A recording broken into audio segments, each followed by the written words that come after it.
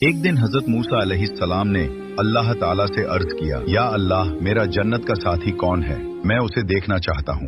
اللہ نے جبریل علیہ السلام کو بھیجا۔ انہوں نے بتایا، فلاں محلے کا ایک کسائی تمہارا ساتھی ہے۔ حضرت موسیٰ اس کسائی کی دکان پر پہنچے، دیکھا کہ وہ عام کسائیوں کی طرح مانس بیچ رہا ہے۔ عصر کے وقت اس نے مانس کا ایک حصہ لیا اور گھر کی طرف چل دیا۔ حضرت موسیٰ علیہ السلام بھی اس کے ساتھ ہو لیے۔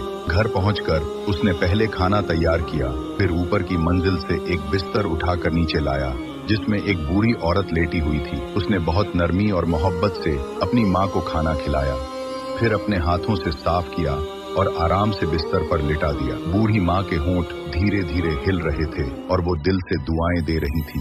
حضرت موسیٰ علیہ السلام نے پوچھا، یہ بزرگ خاتون کون ہے؟ وہ بولا، یہ میری ماں ہے۔ حضرت موسیٰ نے پوچھا، ابھی کھانے کے بعد انہوں نے کیا کہا؟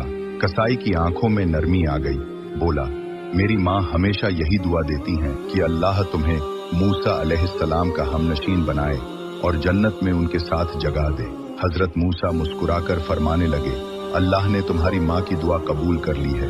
جبریل علیہ السلام نے مجھے خبر دی ہے کہ تم جنت میں میرے ساتھی ہوگے۔